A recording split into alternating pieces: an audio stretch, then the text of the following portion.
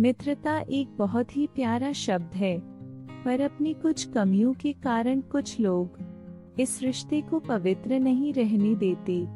आइए ऐसे ही दो मित्रों के जीवन में देखते हैं कि वो अपनी अपनी मित्रता किस तरह निभाते हैं।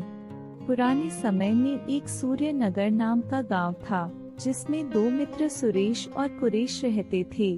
वो दोनों ही किसान थे, लेकिन मित्रता के बहाने कुरेश हमेशा ही सुरेश का फायदा उठाता था। लेकिन सुरेश को काम करने में संतोष होता था और अपना बचपन का दोस्त समझकर सुरेश हमेशा कुरेश की मदद करता था और उसका कुछ काम भी कर दिया करता था।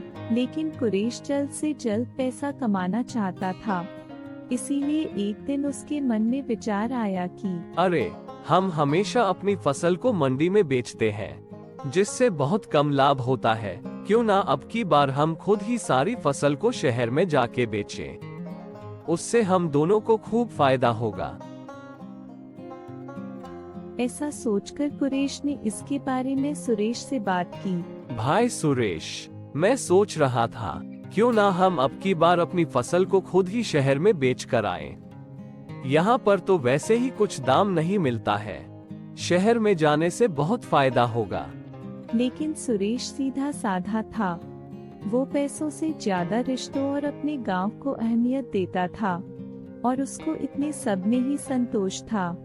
इसीलिए उसने कुरेश से कहा, भाई कुरेश, मैं जानता हूँ कि पैसा कमाना अच्छी बात है, लेकिन हमारा तो ठीक से गुजारा चल रहा है और हम गांव के सीधे साधे आदमी हैं। हम पैसे कमाने शहर जाएं और कहीं कुछ उल्टा ही हो गया तो, और घर से इतने दिनों तक दूर रहना भी ठीक नहीं है, और बीच में जंगल भी तो पड़ता है। सुरेश उसे समझाता है, लेकिन कुरेश का ध्यान तो सिर्फ पैसों पर था। इसीलिए वह सुरेश से शहर चलने की जिद करने लगा। भाई सुरेश, आज तक हम शहर नहीं गए, एक बार तो हमें शहर जाना चाहिए। इससे हमारा फालतू का डर भी निकल जाएगा और कुछ पैसे भी आ जाएंगे। तुम फिक्र मत करो, जैसे ही हमारा सारा सामान पूरा बिक जाएगा, जल्द से जल्द वापस आ जाएंगे। हमें एक बार तो जाना ही चाहिए। उसके इतना कहने पर सुरेश मान जाता है और वो दोनों अपना सारी फसल लेकर शहर में बेचने के लिए चले जाते हैं। वो दोनों शहर में 1 महीने तक रहते हैं और अपना सारा सामान बिकने के बाद घर की तरफ चल देते हैं। भाई सुरेश, मैं कह रहा था ना कि शहर में फसल बेचने पर बहुत लाभ होगा, और देखो हमने पहले से लगभग 3 गुना पैसा कमा लिया। हाँ भाई कुरेश, तुम सही कह रहे थे, पर अब जल्दी चलो, शाम से पहले ही जंगल को पार करना होगा। जैसे ही कुरेश ने जंगल देखा, उसका लालच और बढ़ गया और उसको एक तरकीब आई। अरे, ये सुरेश तो ऐसा ही है, मेरी वजह से ही इसे इतना फायदा हुआ है, और इसका तो पता नहीं कि ये अगली बार आएगा कि नहीं। इससे अच्छा तो है कि मैं किसी तरह इसका भी सारा पैसा ले लूं। वैसे भी इसे ज्यादा पैसों की क्या जरूरत है। अरे भाई सुरेश, तुम शाम की बात करते हो, मुझे तो अभी से ही डर लग रहा है जंगल से। तुम्हें पता है कि पिछली बार हमारे गांव का ही एक आदमी बहुत सारे पैसे लेकर ऐसे ही जंगल से जा रहा था। उसे कुछ लुटेरों ने लूट लिया, उसके सारे पैसे ले लिए और बहुत मारा भी। मुझे एक तरीका आया है, क्यों ना हम अपना आधा आधा पैसा यहीं जंगल में ही छुपा दें, और घर जाने के बाद कुछ दिनों बाद इसे भी ले जाएंगे। क्यों, तुम क्या सोचते हो इस बारे में? हाँ भाई कुरेश, तुम्हारा विचार तो बहुत अच्छा है, ये ही ठीक रहेगा। चलो जल्दी से कोई गुप्त जगह ढूंढते हैं। इसके बाद उन्हें एक संकरी गुफा दिखाई देती है और वो दोनों उसके अंदर जाकर एक पोटली छुपा देते हैं। इसके बाद वो अपने अपने घर चले जाते हैं। कुछ समय बीतता है और सुरेश को कुछ पैसों की जरूरत पड़ जाती है और वो कुरेश के पास जाता है। भाई कुरेश, 10 दिन बीत गए हैं और मुझे कुछ पैसों की भी जरूरत है। चलो जंगल जाकर उस पोटली को भी ले आते हैं। यह सुनकर कुरेश डर जाता है, क्योंकि कुरेश तो पहले ही वो पोटली ले आया था। और सारा पैसा अकेला ही हजम कर गया था। अब वो इससे पीछा छुड़ाने की तरकीब निकालने लगा। ठीक है, चलो भाई सुरेश वो पोटली ले आते हैं। जैसे ही वो दोनों गुफा में गए, वहाँ तो कोई भी पोटली नहीं थी। अरे पोटली कहाँ गई? इसके बारे में तो सिर्फ हम लोगों को ही पता था। इसका मतलब सुरेश तुम पोटली पहले ही ले गए थे, मुझे पागल बना रहे थे। ये तुमने ठीक नहीं किया। तूने बचपन की दोस्ती में धोखा दिया है। मुझे तो विश्वास ही नहीं हो रहा। ये तुम कैसे कर सकते हो? अरे कुरेश भाई, ये तुम क्या कह रहे हो? मैंने पोटली नहीं ली, मैं तो अभी तुम्हारे साथ ही यहाँ आया हूँ। तुम मुझ पर यह इल्जाम कैसे लगा सकते हो? नहीं नहीं, मुझे नहीं पता। मुझे मेरा पैसा चाहिए, कैसे भी ला के दो, वरना मैं सरपंच के पास जाऊंगा और इसमें तुम्हारी ही बेइज्जती होगी। देख लो।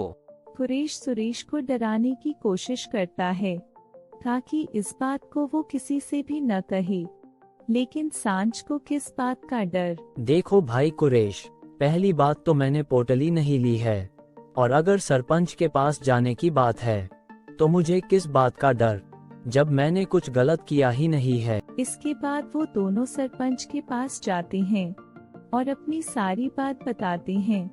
सरपंच एक बहुत ही समझदार आदमी था और वह गांव के सभी लोगों की आदतों को जानता था। ये तो बड़ी विचित्र बात है कि जब पोटली का सिर्फ तुम दोनों को ही पता था, तो पोटली गई कहाँ? लेकिन ये तो तय है कि पोटली तुम दोनों में से ही किसी के पास है।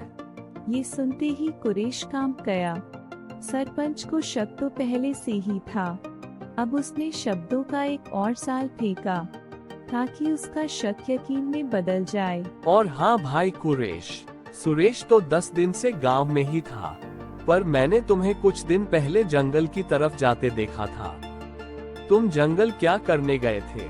अरे नहीं नहीं सरपंच जी, आपने किसी और को देखा होगा, मैं भी घर पर ही था। ठीक है फिर, अब तो एक ही तरीका है चोर को ढूंढने का। तुम दोनों के घर की तलाशी ली जाएगी और जिसके पास भी पोटली मिली उसको गांव से निकाल दिया जाएगा और कभी गांव में आने नहीं देंगे। अगर कुरेश बचना चाहते हो तो अभी सच बता दो, तुम्हें कोई कुछ भी नहीं कहेगा।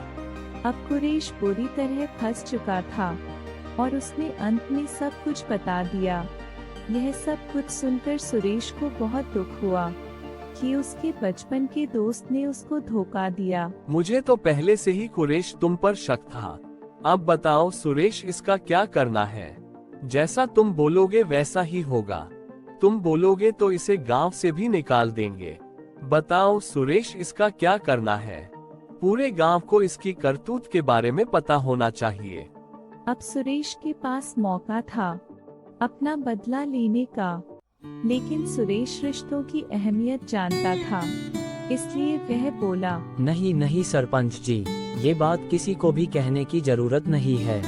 कुछ भी हो, कुरेश मेरे बचपन का दोस्त है और ये पैसा चीज ही ऐसी होती है, अच्छों का मन डोल जाता है। कुरेश, अब की बार मैंने तुम्हें बचा लिया, लेकिन तुम सुधर जाओ, क्योंकि हर जगह तुम्हारे साथ मैं नहीं होऊंगा। और भाई, पैसा तो आज है, कल नहीं, लेकिन दोस्ती तो हमेशा काम आती है। दोस्ती से बड़ा धन कुछ नहीं है पगले। चल अब घर चलते हैं। इसके बाद कुरेश ने कसम खाई कि वह फिर कभी भी ऐसा नहीं करेगा। दो दोस्त, दोनों की सोच अलग, लेकिन अंत में दोस्ती की जीत हुई। हमारी भी सच्ची दोस्ती में दोस्ती की ही जीत होनी चाहिए, ना कि धोखे, लालच, अहंकार या फिर किसी और चीज की। क्योंकि हम सब इंसान ही हैं। हम सब से कभी ना कभी कोई गलती हो ही जाती है।